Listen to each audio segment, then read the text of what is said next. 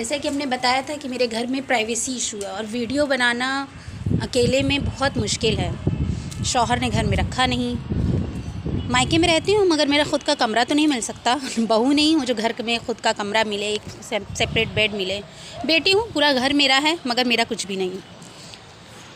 तो बताना चाह रही थी कि शौहर, बहुत से ख़राब शौहरों के बारे में हम लोग सुनते आ रहे हैं। शौहर ने सारा जेवर बेच दिया, मारपीट की, सब कुछ बेच बाच दिया, शराब पीता है, ये करता है, वो करता है। तो मेरे ख़्याल में ये सब चीज़ें तो बहुत नॉर्मल होती हैं, क्योंकि आम तौर पे ये सब किस्से सुनने को मिल जाते हैं। मगर मेरा किस्सा बिल्कुल अलग था। मेरे घर से मुझको एक सोने की चेन मिली थी, जेवर मिला था बट एक सोने की चेन भी मिली थी। तो जब हम अपने मायके आने लगे शादी के 1 हफ़्ते बाद, हमने उससे कहा, क्योंकि सारा जेवर मेरा वो लोग ही रखते थे, मेरी सास मेरे शौहर अपने पास रखते थे। तो मैंने कहा डैडी ने जो हमको चेन दी है, मेरे घर से जो चेन मिली, दे दीजिए, डेली वेयर में पहन लेंगे। इतना सुनते ही वो इतना गाली गलौज करा, इतना गुस्सा किया और उठा के वो सोने की चेन उसने उठा के घर के बाहर से खिड़की से फेंक दी। उसकी आदत थी हर सामान खिड़की से फेंकने की। उसकी नहीं बल्कि उसकी माँ की भी आदत थी। शादी के दूसरे तीसरे दिन मेरे शौहर एक बार मेरे लिए नाश्ता ले आए थे और हमको नहीं पता था, हम अपने रूम में थे। अचानक से नीचे से चीखने चिल्लाने की आवाज़ आई तो हम और मेहताब दोनों भाग के गए। वहाँ पर जाके देखा मेरी सास खड़ी हुई थी और पूरा नाश्ता घर के बाहर खिड़की के पड़ा हुआ था। छोटी सी गली थी, पतली सी गली थी, सामने दिखता था। तो पूछा गया क्यों फेंका गया, तो गुस्सा ये था कि मेरे शौहर नाश्ता मेरे लिए क्यों लाए, बहू के लिए नाश्ता क्यों लाए, सास के लिए लाना चाहिए था। उन्होंने कहा अरे बहू आई थी, दूसरा दिन था उसका बारात का। तो खैर माँ ही तरबियत के लिए सबसे मेन होती है। और मेरी सास ने अपने बेटे को पूरी तरह से बिगाड़ रखा था। किसी भी रिश्तेदार की बेइज्जती कराना हो, अपनी देवरानी की, जेठानी की, किसी भी रिश्तेदार की बेइज्जती करानी हो, बेटा हमेशा तैयार रहता था। गालियाँ तो इस कदर थी कि हम अपनी ज़ुबान से भी वो गालियाँ रिपीट नहीं कर सकते, कोई नहीं कर सकता। तो सामान फेंकने की आदत माँ से पड़ी, सब कुछ जाता था। यहाँ तक कि माँ से भी अगर किसी बात पे लड़ाई हो जाती थी तो खाने की प्लेट नीचे चली जाती थी। आटे की टंकी में आटा भरने को कहा गया था। जो भी, मेरी शादी हुई थी तो कुछ दिन तो तमाशा देख रहे थे हम। तो उसने उठा के वो पूरी आटे की टंकी सड़क पे फेंक दी, हर सामान सड़क पे। 10 साल बाद भी, 8 साल बाद बीच में हम एक बार गए अपने बच्चों को ले करके, चलो बच्चों को बाप मिल जाएगा। तो रमज़ान का टाइम था और हम लोग के यहाँ शरबत बन रहा था। बेटी मेरी शक्कर मांगने लगी तो वो डब्बा दोनों भाई बहन में होने लगा, पहले हम खाएंगे। उस बंदे ने वो शक्कर का डब्बा भी उठा के सड़क पे फेंक दिया था। तो एक बार सुकून हो जाता कि भाई जेवर बेचता है, शराब पीता है, मारपीट करता है, जो भी है, निकम्मा है, नकारा है, मगर वो कमाता धमाता तो खैर कुछ नहीं था, मगर गुस्सा इतना था और सनक थी। कुछ भी सामान, और खुद सामान के साथ साथ कभी कभी वो खुद भी खिड़की से लटकता था कि मैं जान दे दूंगा, मैं मर जाऊंगा, मैं छत पे चला जाऊंगा। मैं आधा खिड़की पे लटक जाता था खाली। जेवर फेंकना 1 हफ्ते बाद शायद अगर हम आके घर वालों को बताते तो घर वालों को भी लगता कि कुछ मेंटल टॉर्चर हम सह रहे हैं, मगर मेंटल टॉर्चर की कोई कीमत ही नहीं रखी गई है दुनिया में।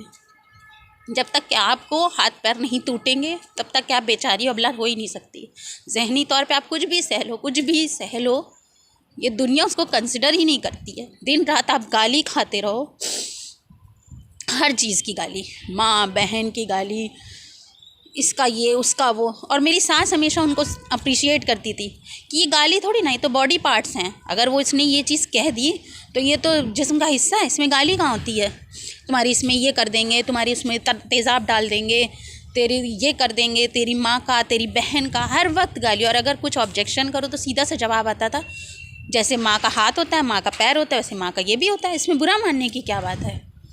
तो गाली की डेफिनेशन तक उन लोगों ने बदल दी थी। अब आप बताइए, जो इंसान मेरा जेवर उठा के सड़क पे फेंकता हो, उसके दिल में किसकी चीज़ की अहमियत होगी। और गलती मेरी क्या थी, मेरे घर का मिला हुआ जेवर जो इन लोगों ने जेवर दिया था, मंगनी में गोल्ड का दिया, क्योंकि वो मंगनी का जेवर हम लोग में एक रस्म होती है कि वो शादी तक के लड़की वालों के पास रहता है। और शादी का जितना जेवर था वो सब आर्टिफिशियल था, पॉलिश किया हुआ। सारा जेवर इन लोगों ने मेरे से वापस ले लिया, एक एक चीज़, मेरे घर का भी। महर जो बंधा था वो हमने माफ़ कर दिया था, क्योंकि शादी से पहले जब हज करने गए थे तो एक नियत की थी हमने कि हम अपने शौहर से महर नहीं लेंगे। तो उसके ऊपर कोई लायबिलिटी तो थी नहीं, ना वो किसी से डरता था। पागलपन इस हद तक के था कि बाल नोचना, अपना मुंह पीटना, माँ को मारना, बीवी को मारने के लिए उठ खड़ा होना। हाँ, ससुर आते थे मेरे बीच बचाव के लिए, मगर उनकी ज़िंदगी भी अल्लाह ताला ने बहुत कम रखी थी। चलिए फिर मिलते हैं उस इंसान के नए और एक अजीबोगरीब जुल्म के साथ, जो शायद आपने कभी नहीं सुना होगा। मैं गारंटी दे रही हूँ, मेरी कहानी सुनने के बाद एक बार ज़रूर आप सोचिएगा कि अगर हमने फ़ैसला लिया तो क्या गलत किया। आज दुनिया मुझसे कह रही कि तुम्हें ये खुला नहीं लेना चाहिए था। 6 साल से मुझसे अलग हैं। 6 साल में उस बंदे ने आज तक मुझे एक फ़ोन तक नहीं किया। एक वीडियो बनाने के लिए भी मेरे पास कमरा नहीं है खुद का। इसी मजबूरी के तहत हमने 10 साल बिता दिए कि मेरे बच्चों को एक कमरा मिल जाए, मगर उस कमरे का किराया इतना था कि हम नहीं दे पाए। आज से 3 दिन बाद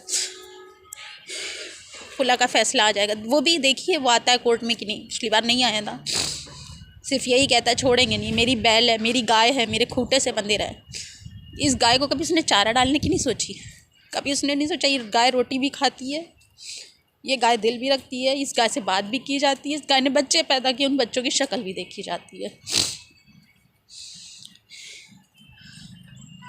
प्लीज़ एक बार सोचिएगा ज़रूर कि जो इंसान अगर जब तक मार नहीं खाता है तो क्या वो तकलीफ़ नहीं सहता है।